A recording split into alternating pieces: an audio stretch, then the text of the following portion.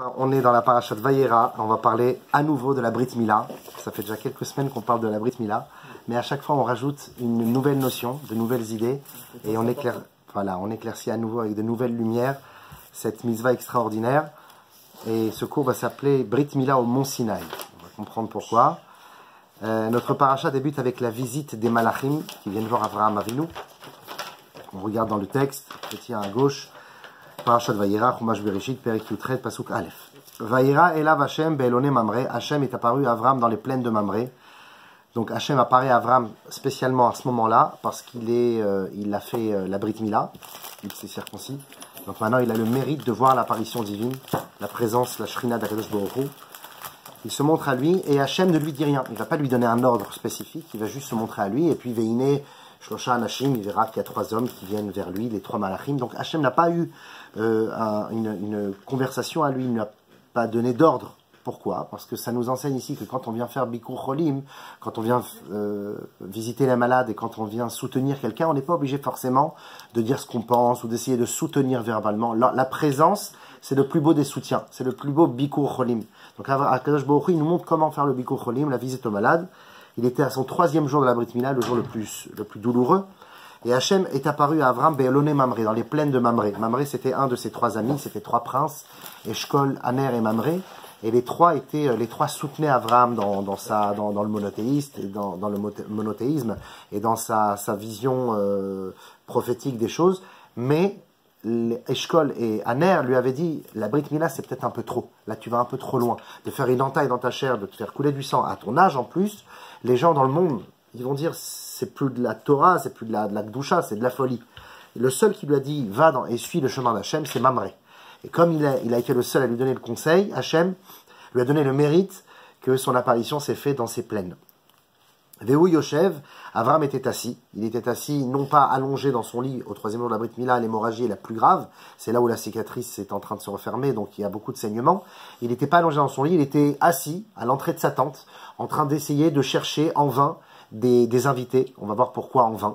Il cherchait à nouveau à faire cette mitzvah. Tant que les gens ne sont pas encore totalement libres de leur détresse, de leur souffrance, lui-même il ne peut pas se sentir libre.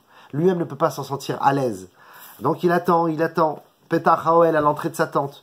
Donc ça je me dis que le fait que Vehu Yoshev, il était assis, Hachem est arrivé, la présence divine arrive, tu devrais te lever. Hachem lui dit, moi je me lève et toi tu restes assis. Il lui a fait kavod à Avraham, il lui a fait honneur qu'Avraham reste assis. Et Hachem était Omed, nous dit Rashi. Petach Haoel à l'entrée de sa tente, Kechom Ayom, à la chaleur du jour, Hachem ce jour-là, il a fait sortir le soleil de son enveloppe, une sorte d'irruption solaire qui a brûlé la terre. Les gens ne sortaient plus, le sable était brûlant.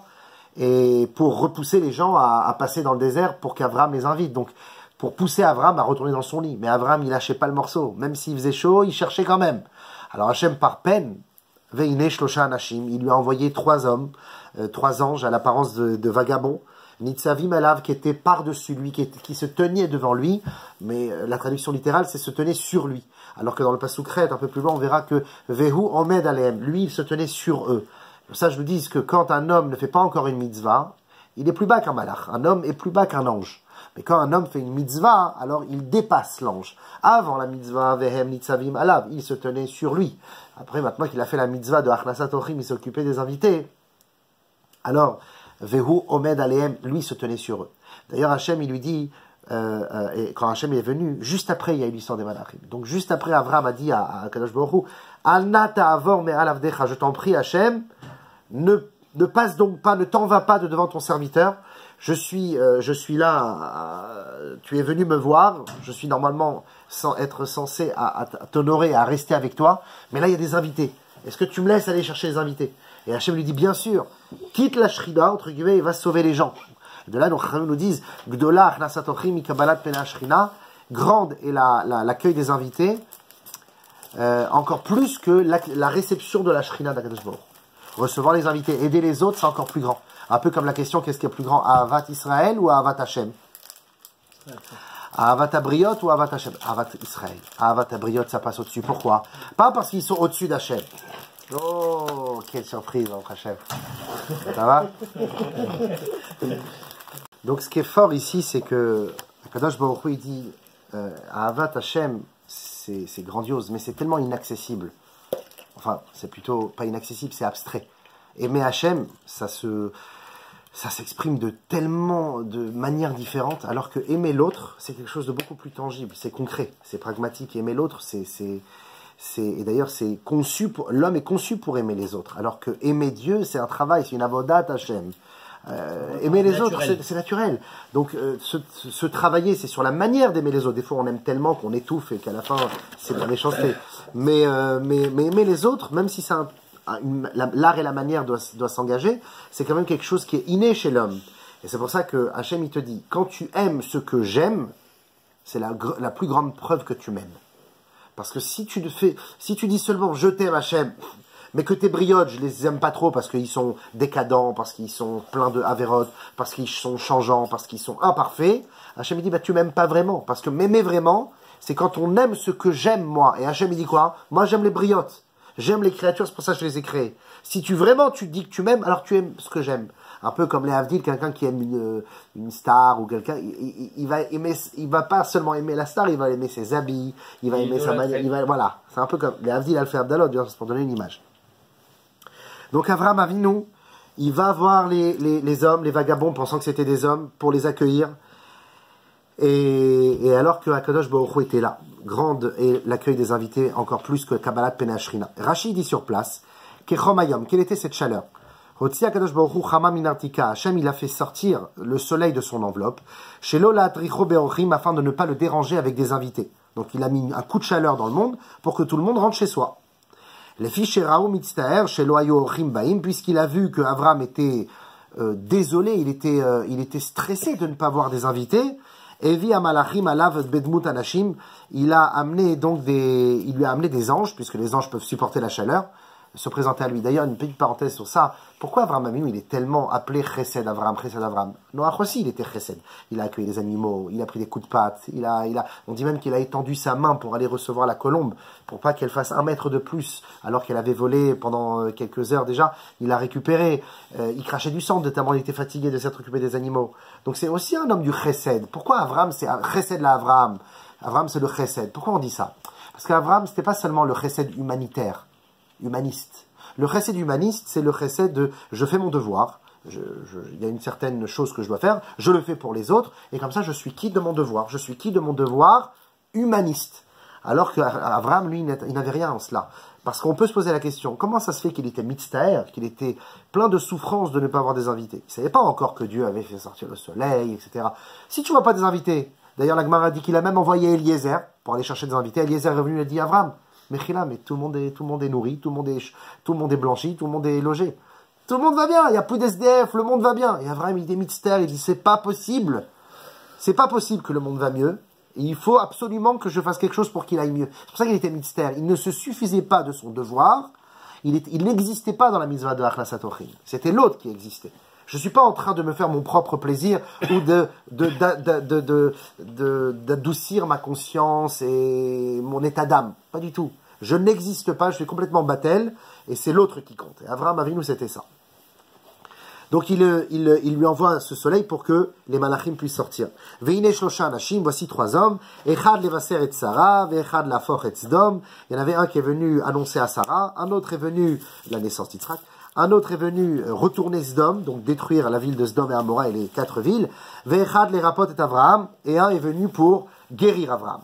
Chez Ein Malach Echad Ose Shte Shilchuyot, parce qu'un seul ange n'aurait pas pu faire plusieurs missions, alors qu'un être humain, lui, peut faire plusieurs missions, alors qu'un malach ne peut pas en faire plusieurs. Raphaël, il en aura 2, concrètement, puisqu'il va guérir Avraham, mais il va aussi aller à Sdom pour sauver Lot. Tandis que comme les deux, c'est un sauvetage du corps, donc ça reste dans le même concept de la guérison. De la mission, c'est la même. Donc, et ce qu'on vient de dire dans Rashi se base, excusez-moi, je suis un peu enrhumé, se base sur la Gemara dans Baba Metzia Peva Vamudalev 86a pour nous dire, non, c'est bouché, j'ai pas besoin de bouchoir, merci. Elle se base sur la Gemara pour nous expliquer d'où vient cette idée-là, les 3 anges. La Gemara dit, Man ninu shlosha anashim, qui étaient ces 3 hommes? Michael, Gabriel et Raphaël. Michael, Sheba levaser et Sarah. Michael est venu annoncer à Sarah la naissance d'Yitzhak. Micha, c'est offrir, c'est donner, c'est la gentillesse. Raphaël, Sheba le rapet Avram. Refoua, Raphaël, Refanala. il est venu guérir Abraham de la Mila. Gabriel, Azal, les Meafrei, les Sdom, et Gabriel, Gvura, Gever, El, il est venu détruire, retourner Sdom. Donc chacun des Malachim, avec son nom prédisposé, est venu faire une mission différente. La question qu'on va poser est la suivante aujourd'hui. Petit b. Pourquoi avoir besoin d'anges pour ces 3 événements? Premièrement, Sarah, elle aurait très bien pu enfanter sans l'ange Michael, tout comme les autres matriarches. Toutes les autres matriarches, elles ont été stériles, elles ont prié à Hachem, et Hachem leur a amené un enfant. On voit chez aucune matriarche qu'il y a un ange qui est venu lui annoncer la naissance d'un enfant. Que ce soit pour Rivka, que ce soit pour Léa et Rachel, on n'a jamais vu ça. Davka chez Sarah. Et donc, si on sait que c'est Dieu qui amène la naissance aux enfants, comme on a vu chez les autres matriarches, Sarah, en réalité, quand elle a accueilli l'ange pour entendre la bonne nouvelle, elle n'en avait pas vraiment besoin, puisque c'est Hachem qui veut lui apporter. La présence de l'ange ici, qu'on dit sur lui qu'il est venu annoncer à Sarah, en réalité, il a une toute autre mission. Extérieurement, superficiellement, comme dit la Gemara, c'était, on va dire, sa mission à nos yeux, c'était celle d'annoncer à Sarah la naissance d'Yitzhak. Mais dans le fond, profondément, il a une autre mission. Deuxièmement, l'ange Gabriel, Raphaël. On sait que Raphaël est venu guérir Abraham. Concrètement, c'est pas Raphaël qui a guéri Abraham. C'est Akadosh Baruch Hu b'irvodo ve'atzmo. C'est Hachem lui-même, puisque Vayera elav Hachem, comme on l'a dit tout à l'heure selon Rashi, Hachem lui est apparu, il est venu le guérir, l'évacro, il est venu le visiter et le guérir. Donc c'est-à-dire que la guérison vient d'Akadosh Baruch Hu, et la vision et la guérison d'Akadosh Baruch Hu est une guérison qui ne donne suite à aucune autre maladie.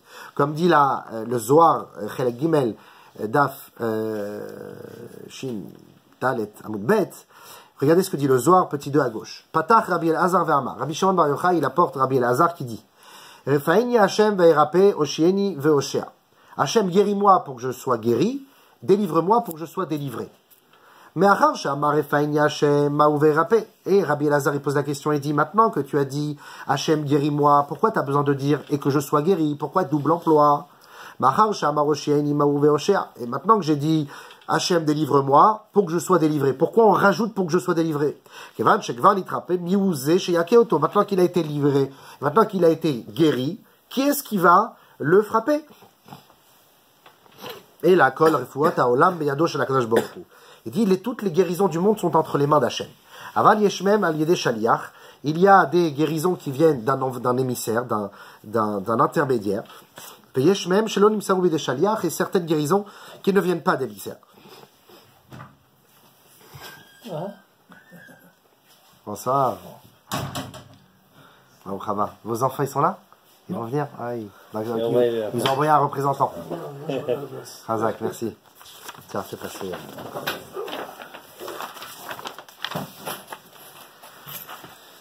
Donc, un chaliar, quand il est envoyé pour guérir, alors il a la mission de Dieu et il a la force de Dieu. Mais il y a certaines guérisons qui ne sont pas données dans les mains du chaliar. Mais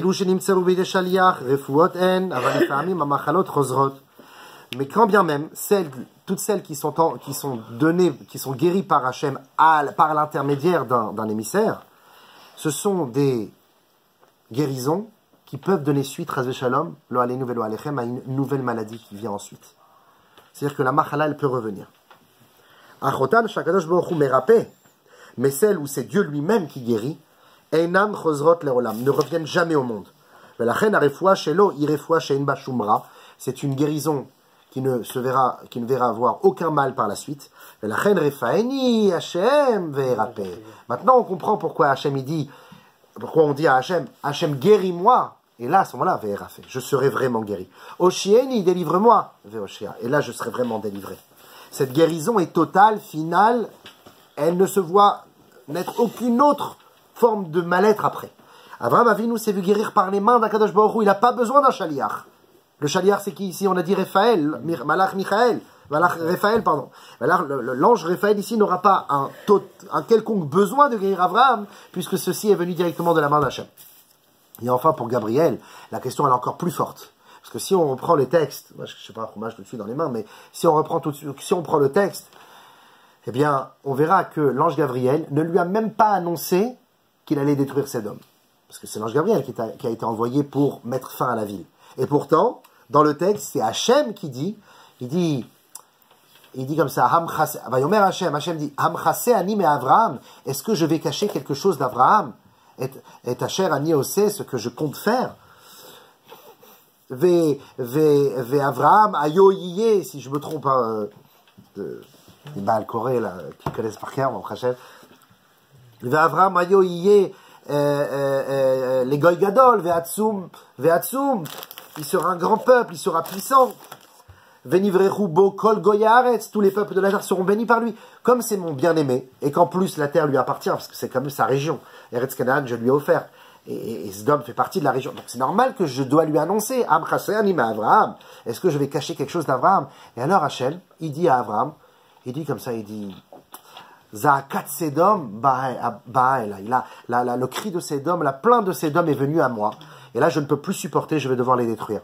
Donc en fait, qui est-ce qui annonce finalement, et ça on voit dans le texte, c'est Mamash du Pshat, qui est-ce qui annonce finalement la destruction de Sdom à Avraham? Non pas Gabriel, mais Hachem direct.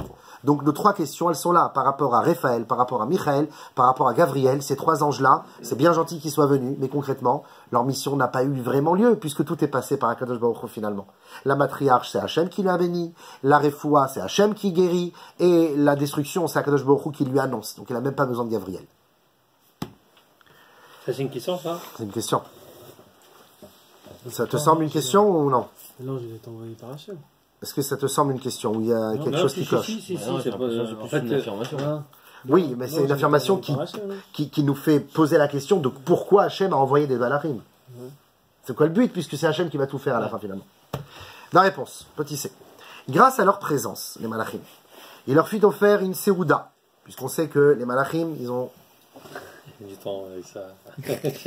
Séouda, on parle de séouda encore. Tu pinces-moi au cœur. Il y a les petits pincements, ils sont sensibles, ça. Ouais, ils sont sensibles. Ils n'ont pas écrit Allen sur le Hachem, Avraham Avinu a demandé à Ishmaël d'aller prendre 3 veaux.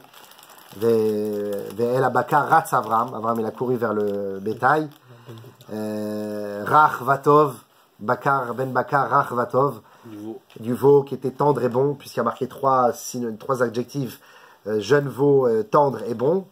Alors on dit que c'était 3 veaux en réalité. Il a préparé des langues. C'était Pessah, il leur a fait des langues. D'ailleurs, il y a un minag comme ça chez les Marocains de manger de la langue à Pessah, par ce là parce que c'était le jour de Pessah. Il leur a coupé des langues, il leur a fait des langues marinées à la moutarde, aux graines de moutarde. Non, c'est bon ça. C'est bon ça? Ouais. C'est toujours bien. Et ça, il savait se faire plaisir aussi à l'époque. Hein.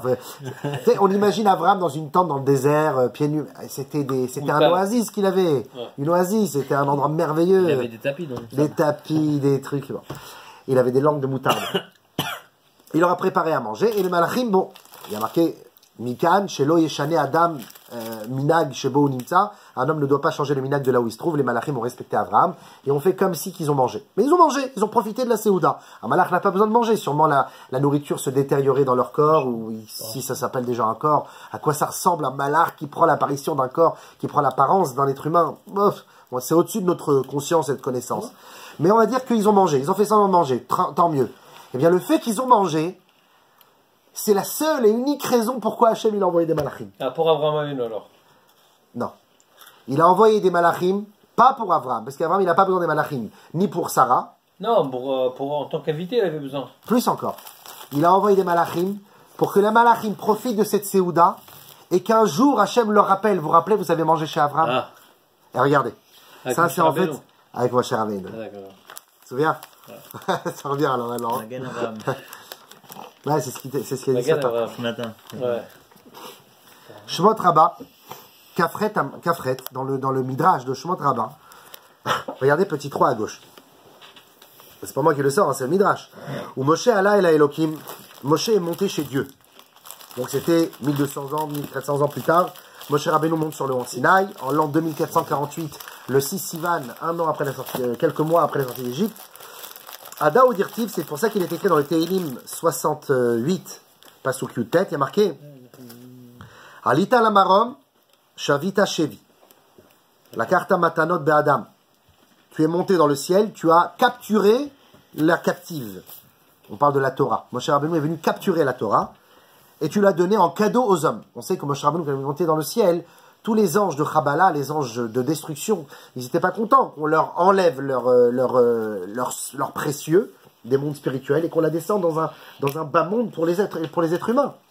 Et ils ont voulu attaquer Moshe Rabbeinu. Ils se sont tous regroupés. À quoi ça ressemble? Encore une fois, c'est des images pour que nous puissions prendre une image. Imaginez. Mais Moshe Rabbeinu s'est fait attaquer par la Malachim.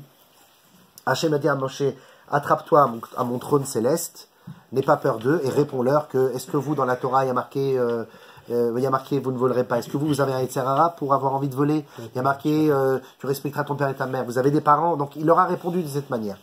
Mais ça ne les a pas convaincus. Il y a une chose qui a repoussé tous les malachim, une chose est unique, nous dit le Midrash. Be'ota sha'a bikshu malachi asharet livgoa be'Moshe. En ce moment-là, les malachi asharet, les anges de service, donc parmi eux, tout le monde. Il y avait Raphaël, Gabriel, Michaël, Matatron. Oui, ils étaient tous là. Ben oui, malachi asharet, ils sont tous là. Ils ont voulu faire du mal à Moshe. À ce moment-là, Hachem, il a transformé le visage de Moshe. Et on ne voyait plus Moshe, on voyait Avraham. Avraham Avinu. Et les anges, ils ont vu Avraham, ils ont reculé. Amar lahem Akadosh Baruch Hu, Hachem leur a dit, Hey, atem mitbaishim emeno. Vous n'avez pas d'honte, vous n'avez pas honte de vous tenir devant lui, devant cet homme. N'est-ce pas celui que près de 1000 ans plus tôt, vous n'êtes pas descendu sur terre, vous là, Raphaël, Michaël, Gabriel, vous n'êtes pas descendu sur terre, manger 3 langues de veau à la moutarde chez lui? Amar, vous avez presque encore la moutarde là, ici, là, qui est Amar, Akadosh Baruch Hu le Moshe, Hachem, Akadosh Baruch Hu dit à Moshe, Lo nitna lecha Torah el abisrut Avraham. Et Hachem, il répond à Moshe, les malachim maintenant, ils avaient fui, et ils ont été convaincus. Et Hachem, il dit à Moshe, il se retourne vers lui, il dit, tu vois, la Torah, elle vous sera donnée à toi et à toutes tes générations jusqu'à nous. Rien que Bisrut Avraham Avinu, par le mérite d'Avraham Avinu. Chez Néma, comme il est dit, la karta matanot ba'adam, tu as donné des cadeaux, ba'adam, c'est pas seulement aux hommes, ba'adam, grâce à l'homme. Alors qu'est-ce que c'est? Pourquoi ils n'ont pas donné ça? Ve'en adam ha'amur kan ela Avraham, qui est l'homme par excellence? C'est Avraham Avinu. Pourquoi? Sur qui on dit le vrai terme Adam? On dit ça sur Moshe Rabbeinu dans Yehoshua. Dans Yehoshua, il y a marqué Ha'adam agadol ba'anakim, l'homme le plus grand des géants. Qui est l'homme le plus grand des géants? C'est celui qui a atteint les sphères célestes les plus élevées. Qui est-ce? Moshe Rabbeinu. Sauf que Moshe Rabbeinu là-haut, il était qui? Avraham. Il était Avraham. Donc c'est Avraham, c'est ou agadol chez ba'anakim. Comme Moshe, il a pris l'apparence d'Avraham, donc là-haut, celui qui était dans les sphères célestes, c'était plus Moshe. C'était Avraham. Évidemment, peut-être mélanger un peu de Moshe. Mais Moshe, dans son état d'être lui-même, il n'aurait jamais pu tirer la Torah. Mais même Abraham, s'il a tiré forcé. Comment? Et Avraham, il était déjà au ciel. On parle bien sûr de Neshamot, de fruits. Oui, mais la Neshama d'Avraham, elle était déjà partie. On ne parle pas maintenant de... Alors, elle était partie de ce monde, mais elle était là-haut. Oui, bah, c'est pour ça, quand lui, il est monté Moshe. Imagine-toi, si tu veux t'imaginer, c'est comme un hologramme qui s'est affiché sur le Moshe Rabbeinu. Donc Moshe Rabbeinu n'était plus un hologramme physique, quasiment qui t'attrape, comme une sorte de carapace robotique. Hop, il est pris par la carapace Avraham. Moshe Rabbeinu n'est plus Moshe, il devient Avraham. Et c'est par ce mérite que les anges disent, allez, d'accord, tu peux la prendre. Non, mais c'est ça que je veux te dire. Les anges, ils savent qu'il y a Avraham en... Alors, donc on a ici le chidouche extraordinaire que c'est par le mérite d'Avraham Avinu qu'on a pu recevoir la Torah. Alors, maintenant on comprend... Petite idée, donc Hachem, petite idée. Donc Hachem a amené les anges chez Avraham afin de permettre à Moshe de donner la Torah au Ham Israël. Maintenant on comprend la réponse du Shmot Rabbah qu'on a posé au début du cours. Pourquoi Hachem a envoyé des malachim alors qu'on n'a pas besoin d'eux? Sarah, elle va donner naissance toute seule. Avraham, il va guérir grâce à Hachem. Gabriel, c'est pas lui qui va annoncer la destruction de Sodome. Non, en réalité, ça c'est la Gemara, elle te donne le côté superficiel de la chose. La vraie profondeur, le Midrash te dit que pourquoi ils sont venus sur terre, pas pour annoncer ou pour faire participer Abraham à quelque chose. Ils sont descendus sur terre parce que Hachem leur a mis une sorte de piège. Il les a fait descendre sur terre pour qu'ils mangent, pour qu'ils profitent de la Séouda, que 1000 et quelques années, des centaines d'années plus tard, ces mêmes anges-là qui voudront attaquer Moshe devront reculer parce que Hachem leur aura dit, vous ne pouvez pas l'attaquer, puisque cet homme-là, c'est celui qui vous a donné à manger. Non, mais qui sont bêtes, hein, mais qui a donné ce lien-là? Shmot Rabbah. Donc, Shmot Rabbah, il y a un texte qui dit, voilà, c'est pour ça que ça a été, ils sont descendus. Ah non, ça c'est, ce lien-là, il est pas shoot. Ah non, oui, par rapport à qui est-ce qui fait cette explication-là? Parce que là, en fait, là, on a ramené un Zohar qui dit ça. On a ramené juste l'idée que de dire que c'est Hachem. Alors. Dans Shemot Rabbah, c'est la suite du texte. J'ai pas tout rapporté ici, Ouais. mais c'est la suite la suite du texte. C'est aussi pour expliquer la question qu'on a posée au début. Ah, Si tu veux, je te ramène tout le Makor, Ah, mais tu peux le trouver dans Shemot Rabbah Kafret. Petit E. Et pourquoi Hachem concrètement est apparu avec des anges à ce moment-là? Pourquoi Hachem il a utilisé ce moment-là pile pour trouver un argument 1300 ans plus tard pour Moshe Rabbeinu de pouvoir partir avec la Torah? Yad HaChazaka, le Rambam qui en dit sur lui que l'Okam que Moshe Hatsheba Moshe, il n'y a pas eu plus grand que Moshe jusqu'à que vienne Moshe. Donc Moshe Ben Maimon remplace Moshe Rabbeinu, puisque là il a amené une sorte de klalout comme ça dans la Torah, il a parlé de toute la Torah. Son livre s'appelle comment? Yad HaChazaka. Et pourquoi Yad HaChazaka? Parce que c'est le terme que l'on donne à Moshe Rabbeinu quand il a attrapé la Torah, il a tiré des malachim, Yad HaChazaka, main forte, bras fort, il a retiré des malachim pour l'amener chez nous. C'est le Rambam qui l'a appelé comme ça. Le Rambam a appelé son livre Yad HaChazaka par rapport à Moshe Rabbeinu. Par rapport à ça. Ouais. Bon. C'est pas parce qu'il se prenait pour Moshe Rabbeinu. Hein, Non, mais... non, en tout cas, il y a l'image. Alors c'est pour ça en fait qu'il y a quelque chose de fort ici. Mais concrètement, on doit comprendre pourquoi Hachem a trouvé ce moment précis pour que plus tard il y ait un argument. En fait, parce qu'à ce moment précis, il y a eu quelque chose. Juste avant, il y a eu une ouverture vers une seconde dimension qui s'est ouverte chez Abraham. La seconde dimension vers la spiritualité, vers le divin. Cette ouverture s'est faite au moment où il a fait la Mila. Au moment où il a fait la Mila, c'est comme si Hachem avait dit stop. Ok les gars, Michael fait le truc, en bas, vous descendez, go, go, go, go, go. Et c'est à vous d'aller maintenant, manger chez lui, comme ça après, moi je peux vous avoir 1300 ans plus tard. Mais pourquoi Hachem maintenant? Qu'est-ce qui se passe là? On vient de se réveiller. Il dit non, il vient de faire la Mila. C'est maintenant que ça doit se passer. Parce que maintenant qu'il a fait la Mila, c'est là où, grâce à la Mila, en fait, finalement, c'est grâce à la Mila que je vais pouvoir trouver un argument de vous donner la Torah 1300 ans plus tard. Donc, Brit Mila, au Mont Sinaï. En fait, c'est ça l'idée. C'est que la Brit Mila est en rapport avec le fait qu'Akadosh Baruch Hu nous donne la Torah des années plus tard. Donc, qu'est-ce qu'on voit? Regardez petit 4 en bas à gauche. Ve'ala mishpatim, ada udirtiv, magid varav le Yaakov. Il leur donne ses chemins, ses voies, ses enseignements à Yaakov. Alors, je crois qu'on l'a raconté la semaine dernière, mais on va la redire. Pa'amachat amarlo akilas le Adrianus amelech. Un jour, je vais la faire rapidement sans lire puisqu'on l'a déjà vu la semaine dernière. L'empereur Adrien, il avait un neveu qui s'appelait Onkelos, qui a traduit la Torah. Vous vous rappelez, on l'a vu la semaine dernière? Oui, le grec. Voilà, le romain. Le romain. Il avait un comment? Oui, Achille. Voilà. Donc Achille, on l'appelait aussi Achillas. Non, c'est pas le talent d'Achille, mais Achillas, traduction, c'est Achille.